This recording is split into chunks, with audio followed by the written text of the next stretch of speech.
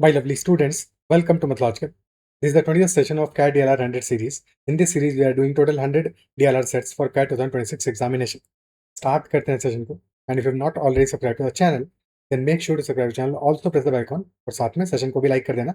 And if you have any questions or queries regarding your preparation, then you can always message me on Telegram at ADITYAKT. So this is the set for today, followed by total 5 questions. So pause the video and try to solve the set yourself first, then only watch the solution. So let us read the caselet first. Apna Company Limited started a project with 12 stages S1 through S12. The table gives the time required to complete each stage and the necessary stages that should be completed before that stage can be started. Okay, total 12 stages are there in the project from S1 to S12, and for every stage, we've also been given stages to complete before this particular stage, and then time to complete this particular stage. And last condition, any stage once started is implemented completion without any stoppages. Once you've started a stage, that must be completed in the number of days given. However, more than one stages can be under implementation simultaneously. So this is possible that in parallel there are 2 or 3 or 4 stages in continuation, in implementation. The project is completed only when all the 12 stages are completed and project was started on day 1. Okay, so this is the basic understanding. Questions देख लेते हैं एक बार. The first question क्या है? After completing S5, at least how many more days are required to complete this project? Second question, stage S10 cannot be started before which of the following days? And then question number 3, और फिर उसके बाद में फिर additional conditions है और उसके बाद में फिर भी है 2 more questions. Okay, तो कैसे अप्रोच करेंगे इस क्वेश्चन को? सबसे पहली बात, स्टार्ट हो रहा है डे 1 से. सबसे पहले तो ऑब्वियसली स्टेज 1 होगा, स्टेज सीक्वेंस में ही होगा S1 थ्रू S12. ठीक है, सो हमने स्टार्ट किया डे 1 पे S1. Now S1 takes total 5 days to complete. So from day 1 to day 5, stage 1 will be completed. By day 5, stage 1 will be completed. After day 5, we have to start stage 2, next stage. Because S2 can only be started after completion of S1. Because S2 के लिए prerequisite क्या है? S1 है. S1 होगा उसके बाद ही S2 start कर सकते हैं. Now S2 takes total 16 days. So from day 6 to day 21 will be time taken for S2. And S2 will be completed on day 21. बात करते हैं S3 की. S3 के prerequisite क्या है? S1 है, but S2 is not the prerequisite for S3. So S3 can be started in parallel with S2. जैसे हमने S2 को start किया, on the same day we can also start S3 as well. Because the only prerequisite for S3 is S1. तो S3 भी साथ में start हो जाएगा, days लगेंगे 12. So time taken by S3 will be from day 6 to day 17. 12 days में S3 complete हो जाएगा. तो S3 पहले complete होगा, S2 बाद में complete होगा. No problem with that. No problem with that. ठीक है, अब इस चीज को हम अपनी टेबल में कैसे इनकलकेट करेंगे, कैसे इसको सॉल्व करेंगे, ये समझते हैं. ओके, सो S1 हमारा स्टार्ट हुआ डे 1 से.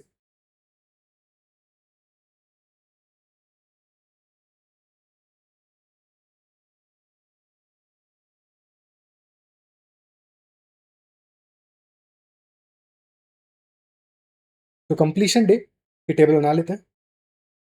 Completion day of a particular stage, S1 will be completed on day 5. Start हुआ आफ्टर डे 0, तो S1 completed on day 5. S2 will be completed on 5 + 16, 21 days on day 21.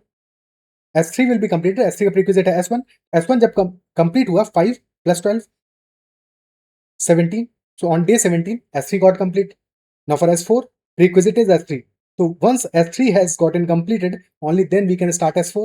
तो S4 को start करेंगे S3 के completion के बाद में days लगेंगे 10. तो 17 + 10. So S4 will be completed on day 27. Now for S5, prerequisite are S2 and S4. तो S5 के लिए दो dependencies हैं, S2 और S4 दोनों. जब S2 और S4 दोनों complete हो जाएंगे, only then we can start S5. S2 got completed on day 21. S4 got completed on day 27. S5 will be started after day 27. दोनों में जो लेटर डे होगा उसके बाद ही स्टार्ट करेंगे. ठीक है, 21 27 में जो लेटर डे होगा 27 के बाद में हम स्टार्ट करेंगे. 3 डेज लगेगा फॉर S5. तो 27 + 3 S5 will be completed on day 30. S6 का प्रीक्विजिट क्या है? S2 है. S2 completed on 21. तो 21 के बाद में S6 को स्टार्ट करेंगे. 21 + 4 on day 25 S6 will be completed. Now for S7 prerequisite is S6. So S6 complete हुआ 25 पे, 25 plus 6 31. On day 31 S7 will be completed. For S8 prerequisite is S5 और S5 complete हुआ है 30 पे. S8 को time duration कितना लगा है 8 days का. 30 plus 8 on day 38 S8 will be completed. Then S7 तो हो गया है S9. S9 का prerequisite is S4 और S4 got completed on day 27. So 27 plus time taken by S9 is basically 10 days. So 27 plus 10 यानी कि day 37 पे S9 will be getting completed. Now for S10 we have two prerequisites S7 and S8. S10 से पहले S7 S8 दोनों complete हो जाने चाहिए. S7 completed on day 31, S8 completed on day 38. So S10 will be started after day 38. So 38 plus 10, sorry plus 18. 18 होगा plus 18 56 because 18 days लग रहे हैं in S10. Now for S11 prerequisite are S8 and S9. So both should be completed before S11 and S8 has gotten completed on day 38, S9 on day 37. So after day 38 we'll be starting S11. So 38 plus 12. So on day 50 S11 will be completed. Now last stage S12 will be started only after S11 has been completed. S11 completed on day 50. 50 plus 8 यानी कि on day 58 S12 will be completed. This is our whole timeline for the project, multi-stage project started by अपना company limited. क्या ये structure समझ पा रहे हो? ठीक है, क्वेश्चंस पे चलते हैं. First question, after completing S5 at least how many more days are required to complete this particular project? After completing S5 at least minimum how many days are required to complete this particular project? ठीक है, पहले इस question को answer कर लेते हैं, फिर बाद में कुछ नुएंसेस को भी समझेंगे जो इस पर्टिकुलर ऐसे किसी क्वेश्चन के लिए इंपॉर्टेंट है. ठीक है, सो S5 got completed on day 30 and project got completed on day 58. The time taken for project to get completed after day 30 are 28 days. So answer for this question is 28 days. That number of days taken to complete this project are 28 days after completion of S5. Okay. Second question, stage S10 cannot be started before which of the following days? S10 cannot be started before which of the following days? Day 38, day 32, day 39 या फिर day 40. S10 cannot be started before which of the following days? S10 हमारा start किया हमने, उससे पहले प्रीक्विजिट क्या था S7 and S8 and they got completed on day 38 and 37 respectively. तो 38 से पहले स्टार्ट नहीं कर सकते थे, 38 को भी स्टार्ट नहीं कर सकते बिकॉज 38 डे 38 को S8 got completed. So S10 will be started after the 38 यानी कि it will be started on day 39. Cannot be started before day 39. तो it can be started on day 39. Option C answer होगा क्योंकि day 38 को complete हुआ था S8 या फिर S7 got completed on day, एक सेकंड, S8 और S10 के लिए क्या था, कौन सा स्टेज की बात करें, S10 की बात कर रहे थे ना, S7 S8. S7 got completed on day 31, S8 got completed on day 38. तो yes S8 got completed on 38, तो डे 39 को will be starting S10. Okay, अब यहाँ पे एक दो नुएंसेस और हैं जिनको अच्छे से समझते हैं सो दैट ये क्वेश्चंस और क्लियर हो जाए. पहले हमने टेबल बना लिया, अब टेबल फॉर्म करने के बाद में कुछ बेसिक अंडरस्टैंडिंग है जो हमें होना चाहिए.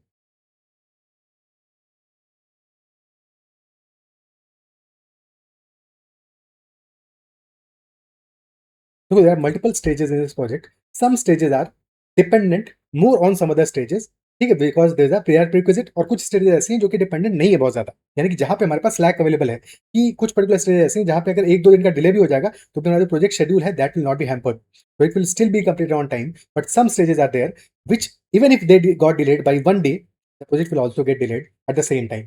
सो such stages where delay of even one day will be delaying the project, those stages are part of the critical path of the project. Critical path. Okay, now that we've completed the timeline, तो and से समझते हैं. ठीक है, last stage क्या है S12. Obviously S12 जब तक कंप्लीट नहीं होगा प्रोजेक्ट कंप्लीट नहीं हो सकता. S12 is definitely the critical stage. It has to be completed. S11 तक कंप्लीट हो जाता भले ही 20 दिन पहले 40 दिन पहले, बट जब तक लास्ट स्टेज कंप्लीट नहीं होता तब तक हमारा प्रोजेक्ट कंप्लीटेड नहीं माना जाता. प्रोजेक्ट कंप्लीशन के लिए S12 is the critical stage. Obviously S12 किस पे डिपेंडेंट है? S12 is dependent on S11 because unless S11 is completed you cannot start S12. So S11 is also critical. Now S11 is dependent on S8 and S9. So before starting S11, we need S8 and S9 to be completed. But S8 और S9 में ज्यादा time कौन ले रहा है? S8 is getting completed on day 38, while S9 is getting completed on day 37. So S8 बाद में complete हो रहा है, ठीक है? तो S8 पे डिपेंडेंट है हमारा, S11 हम कब स्टार्ट कर पाएंगे? After S8 completion. So S8 is the next critical stage. यहाँ पे बात ध्यान से समझना कि S8 और S7 में ज्यादा क्रिटिकल कौन सा हुआ? S8 हुआ, बिकॉज S7 हमारा कंप्लीट हो गया है ऑन डे 31. बट स्टिल हम स्टार्ट नहीं कर सकते, बिकॉज जब तक S8 कंप्लीट नहीं होगा we can not start S11. तो दैट इज वाई एरर कर रहे हैं क्या यहाँ पे? S8 और S9 था, कंफ्यूज हो रहे थे, ठीक है? S11 की हम बात कर रहे थे, तो S11 के प्रीक्विजिट है S8 and S9. S8 got complete on day 38, S9 got complete on day 37. अब S9 तो डे 37 को कंप्लीट हो गया, बट S8 कंप्लीट होगा डे 38 को. जब तक S8 कंप्लीट, दोनों कंप्लीट नहीं हो जाएंगे, तब तक हम स्टार्ट नहीं कर पाएंगे. लेट कौन कंप्लीट हो रहा है? लेट कंप्लीट हो रहा है S8. That is why S8 is more critical than S9. तो S8 हमारा क्रिटिकल पाथ में आएगा, S9 नहीं आएगा इन दैट केस. अब S8 हमारा डिपेंडेंट किस पे है? S5 पे. S5 पे. So next critical stage is S5.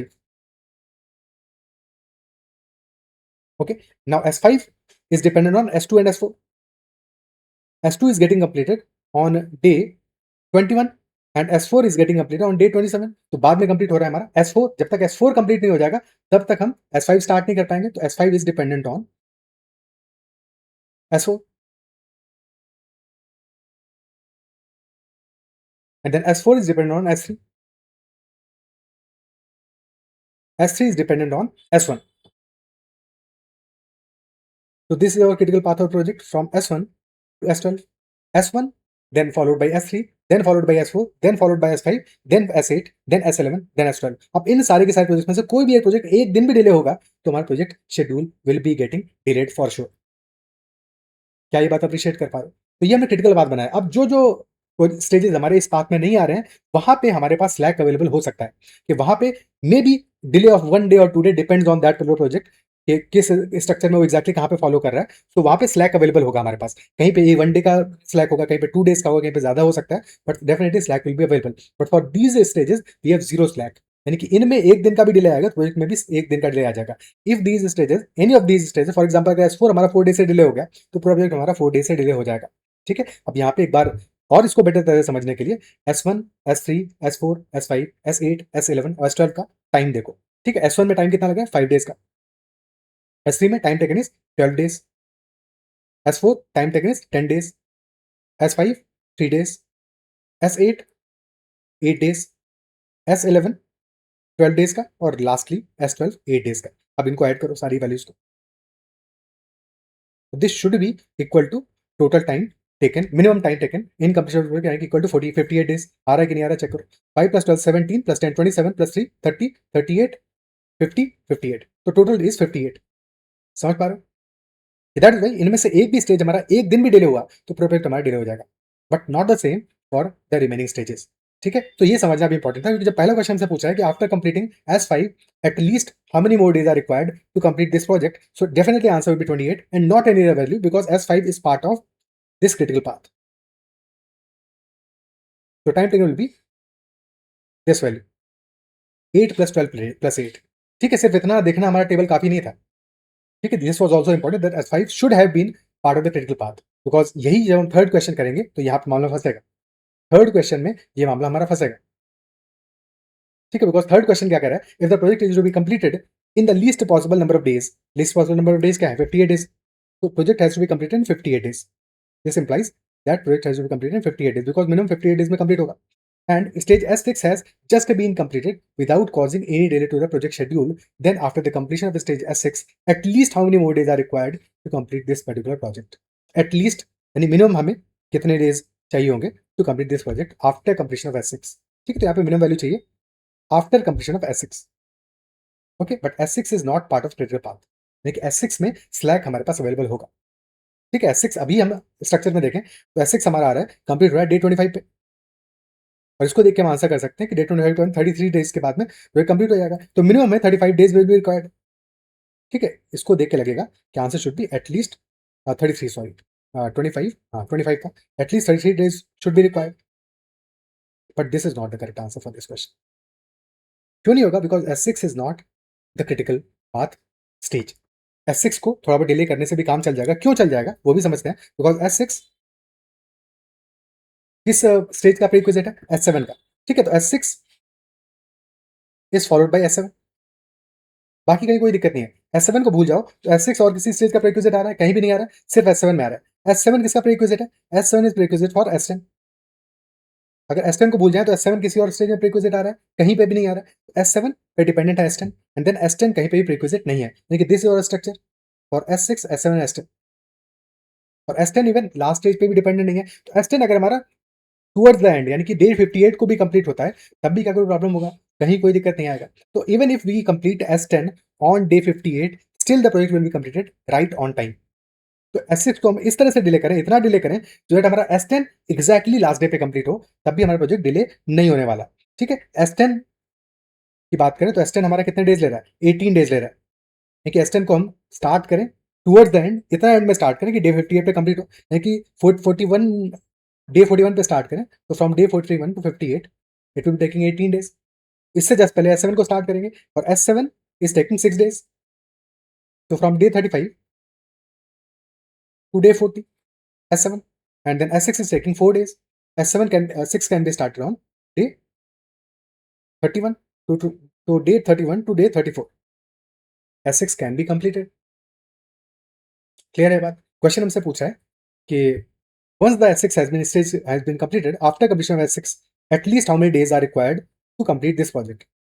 After S6, we need to complete S7 and S10 only, and S7 and S10 are taking total 6 plus 18 यानी 24 days.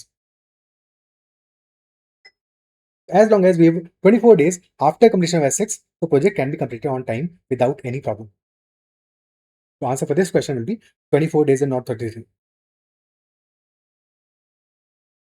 At least 24 days are required to complete this project after the completion of stage 6, S6. क्या ये appreciate कर पा रहे? This was brilliant question. और यही problem यहाँ पे क्यों नहीं आया? Because S5 was part of critical path. पूछा यहाँ पे भी था at least how many days, but यहाँ पे क्योंकि क्रिटिकल पाथ का पार्ट है, जैसे ही एक दिन भी डिले होगा तो फिर हमारा पूरा प्रोजेक्ट डिले हो जाएगा for sure. So that is why 28 days we required minimum for sure. यहाँ पे 33 डेज की जरूरत नहीं थी, 24 डेज भी चल जाएगा, यानी कि 9 डेज का हमारे पास बीच में स्लैक अवेलेबल था आफ्टर S6 का completion.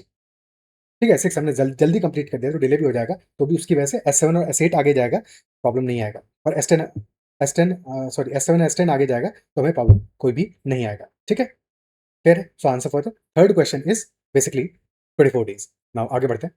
So for next two questions, after completing the project the company was awarded 2 more projects, both identical to the aforementioned project, यानी कि वहां पे भी जो स्ट्रक्चर है हमारा मल्टी स्टेज प्रोजेक्ट है, 12 स्टेज के प्रोजेक्ट होंगे और वहां पे भी सेम स्ट्रक्चर फॉलो होगा।